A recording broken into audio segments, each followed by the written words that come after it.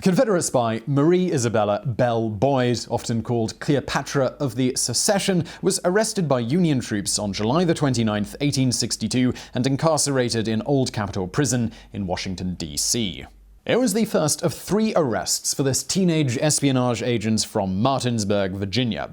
Bellestown was one of the first to fall to Union forces during the early days of the Civil War in 1861. It wasn't long after that her career in espionage began. On July 4, 1861, Belle shot and killed a Union soldier who, she penned in her memoirs, addressed my mother and myself in language as offensive as it is possible to conceive.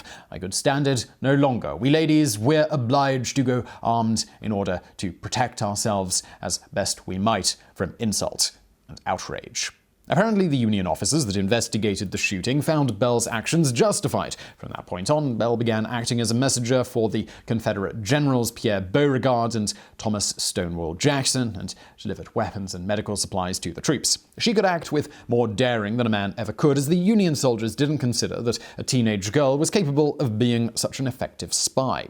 In fact, she even managed to become close to one Captain Daniel Kelly of the Union Army, using her charms to get him to reveal military secrets. She later said of this, "To him I am indebted for some very remarkable effusions, some withered flowers, and a great deal of important information."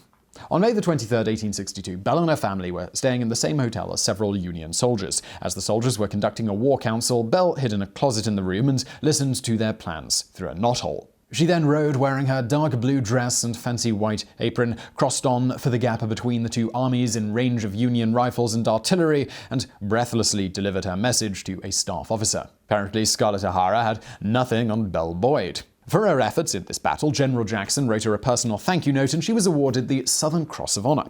Her secrets eventually got out, and Secretary of War Edwin Stanton personally issued an arrest warrant for Belle on July 29, 1862. She was taken to Old Capitol Prison, now the site of the Supreme Court, and was banished to the Confederate capital of Richmond a month later. But she was back in Northern Virginia by the following summer and arrested once more in July of 1863. Belle was imprisoned until December of 1863, when she was once again exiled to Richmond. And once again, she ignored this sentence, this time sailing for England in March of 1864. But her ship was intercepted and she was incarcerated in a Yankee prison in New York State. She was deported to Canada, and under pain of death should she return to the United States. But you probably know at this point in the story that she was not going to do what she was told. Belle went instead to England and married, funnily enough, a Union naval officer, Samuel Hardinge. She published her grossly exaggerated but highly entertaining memoir Belle Boyd in Camp and Prison in 1865. Her husband died the following year, leaving her with a baby daughter. Belle tried her hand at acting both in England and the United States, so much for that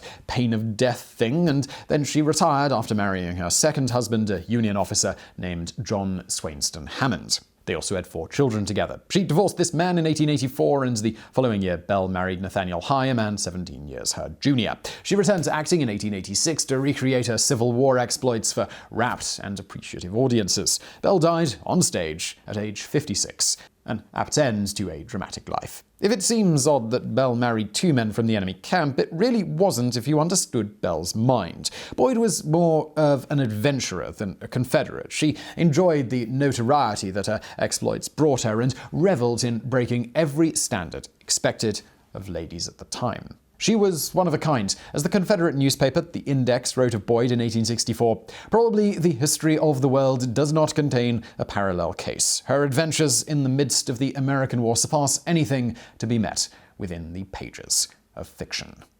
So I really hope you found that video interesting. If you did, please do give us a like, don't forget to subscribe, and hit that notification bell so you actually find out when we put out new videos. And as always, thank you for watching.